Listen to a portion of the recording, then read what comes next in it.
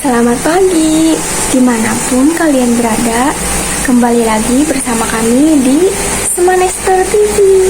Saya Bunga Angelika, host Anda hari ini, yang akan memandu kalian untuk melihat lebih dekat calon-calon pemimpin terbaik di sekolah kita. Pemilihan Ketua OSIS dan Wakil Ketua OSIS periode 2025 telah memasuki babak krusial, yaitu wawancara yang mendalam dan pendalaman visi misi.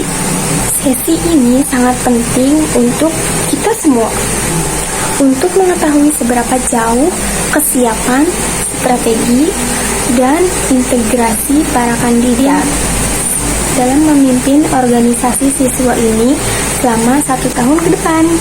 Pada sesi wawancara kali ini, kita tidak hanya mendengkarkan janji, tapi juga menguji kemampuan para calon untuk menghadapi masalah nyata, yaitu mengelola konflik dan mewujudkan program kerja yang inovatif. Halaman wawancara kali ini akan langsung dipimpin oleh tim panelis yang kompeten. Tim ini bertugas untuk mengajukan pertanyaan-pertanyaan yang strategis dan tajam untuk para kandidat. Kita langsung aja perkenalkan pewawancara utama kita hari ini. Oke teman-teman semuanya, di sini saya sudah bersama calon ketua OSIS dan wakil ketua OSIS 2025-2026. Oh iya Kak, boleh perkenalkan namanya dulu nggak nih? Boleh dong. Halo teman-teman semuanya, perkenalkan nama saya Dema Siti Khairia dari kelas 11C. Saya sebagai calon ketua OSIS periode 2025-2026 dengan nomor urut paslon 02. Dan nama saya Roy Rahmatullah dari kelas 11D sebagai calon wakil ketua OSIS periode 2025-2026 dengan nomor paslon 02. Oh iya Kak, aku mau nanya nih, apa aja nih persiapan kakak untuk pemilihan OSIS 2025-2026?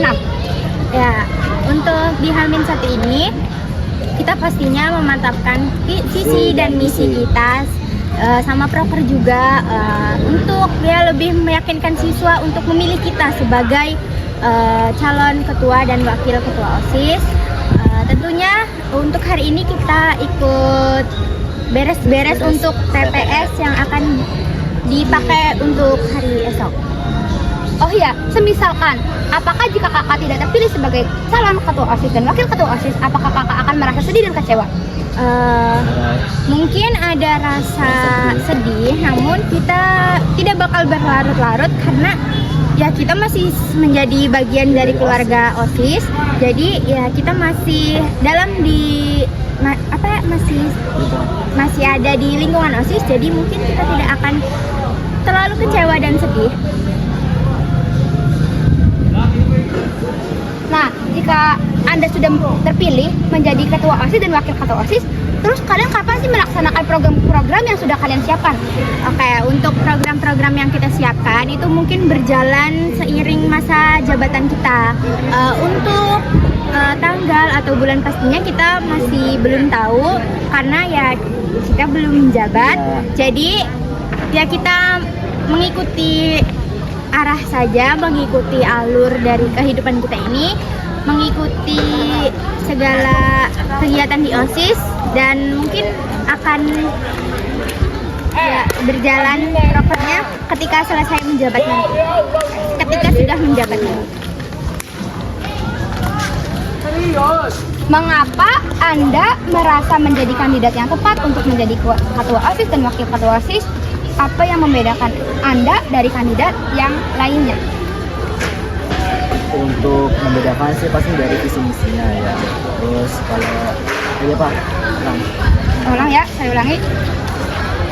Mengapa Anda merasa menjadi kandidat yang tepat untuk menjadi ketua OSIS dan wakil ketua OSIS? Apa yang membedakan Anda dari kandidat yang lainnya? Nah, kami juga tidak merasa kayak lebih tepat gitu. Pasti kan setiap siswa itu memiliki pilihan yang terbaik. Untuk perbedaannya mungkin di visi misi kita, tentunya pasti kita sangat berbeda. Proses kita menjalankannya nanti juga pasti akan sangat berbeda, dan proker kita juga berbeda. Terus mungkin dengan cara meyakinkan kita ke teman-teman itu kita lebih percaya diri dan lebih yakin. Nah oke, kan pasti di OSIS nih pasti bakal banyakan perbedaan pendapat. Nih, gimana sih cara kakak mengatasi perbedaan pendapat itu? Untuk membedakan cara pendapatnya pasti kita akan merumuskan gitu ya, kalau bermusyawarah pasti kan sudah orang kan punya pendapatnya masing-masing. Nanti kita ambil pendapat yang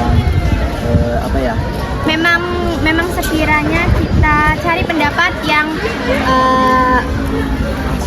ya lebih mantap, terus kayak ya pasti kita akan cari lagi mana pendapat yang resikonya berbahaya terhadap organisasi kita gitu atau terhadap anggota-anggota kita. Jadi tentunya kita akan bermusyawarah dulu kepada anggota-anggota kita.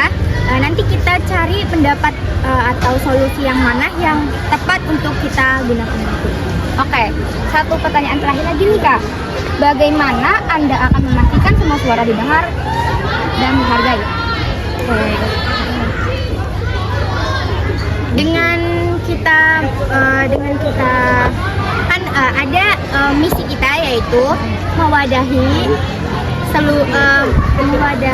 menyediakan kotak berupa kotak saran untuk mewadahi berbagai aspirasi dan inspirasi siswa.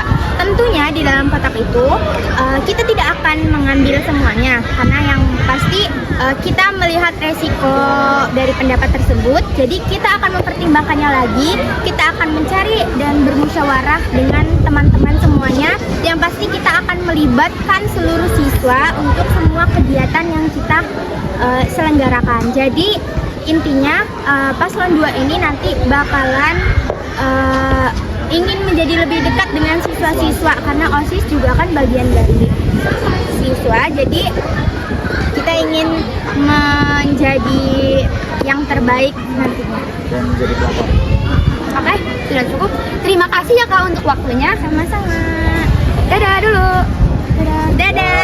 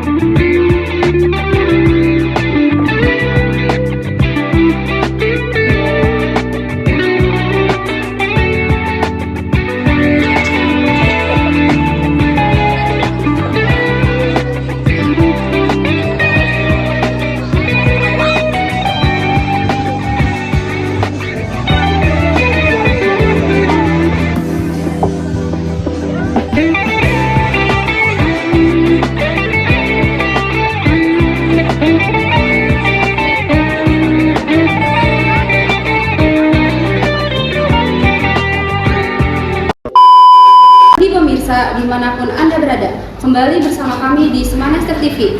Saya Dinda Putri Melani, host Anda hari ini, yang akan memandu Anda untuk melihat lebih dekat calon-calon pemimpin terbaik di sekolah kita. Pemilihan ketua dan wakil ketua OSIS periode 2025 dan 2026 telah memasuki babak krusial, yaitu sesi wawancara mendalam dan pendalaman visi misi. Sesi ini sangat penting bagi kita semua, para siswa, untuk mengetahui seberapa jauh kesiapan, strategi, dan integritas para kandidat dalam memimpin organisasi siswa ini selama 1 tahun ke depan. Pada sesi wawancara ini, kita tidak hanya akan mendengarkan janji, tapi juga menguji kemampuan para calon dalam menghadapi masalah nyata, mengelola konflik, dan mewujudkan program kerja yang inovatif. Pemirsa, sesi pendalaman kali ini akan langsung dipimpin oleh tim penulis yang kompeten. Tim ini bertugas untuk mengajukan pertanyaan-pertanyaan strategis dan tajam kepada para kandidat. Kita langsung saja perkenalkan pewawancara utama kita hari ini, Dema Siti Khairiyah dan Roy Rahmatullah sebagai calon ketua dan wakil ketua OSIS periode 2025-2026. Ketika ditanya mengenai persiapan menjelang pemilihan, pasangan ini menjelaskan bahwa mereka telah memantapkan visi misi dan program kerja agar dapat meyakinkan siswa untuk memilih mereka. Selain itu, mereka juga turut serta dalam persiapan teknis seperti membereskan area TPS yang akan digunakan saat pemilihan. Menanggapi pertanyaan tentang perasaan apabila tidak terpilih, Gemma dan Roy mengakui mungkin akan merasa sedih, namun tidak akan berlarut-larut karena mereka tetap menjadi bagian dari keluarga besar OSIS. Terkait pelaksanaan program kerja, mereka menjelaskan bahwa program-program yang sudah disusun akan dijalankan seiring dengan masa jabatan mereka nantinya, sesuai arahan dan kegiatan OSIS yang berlaku. Saat ditanya mengapa mereka merasa sebagai kandidat yang tepat, pasangan calon nomor urut 2 menegaskan bahwa visi misi serta cara mereka meyakinkan teman-teman menjadi pembeda utama dari kandidat lainnya.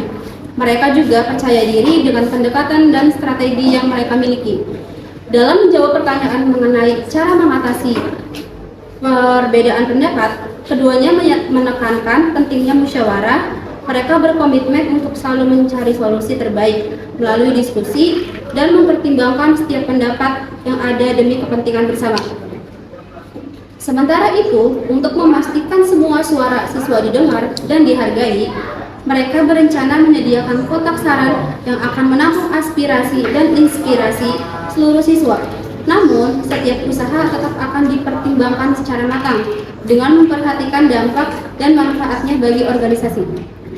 Dengan semangat kebersamaan dan visi yang jelas, pasangan calon nomor urut 2, Gemma Siti Khairiyah dan Roy Rahmatullah, berharap dapat menjadi pemimpin yang dekat dengan siswa dan membawa OSIS SMA 1 Trisi menjadi lebih baik. Demikian liputan wawancara calon ketua dan wakil ketua OSIS periode 2025-2026. Saya Dinda Putri Melani untuk Swanester TV. Sampai jumpa pada liputan berikutnya.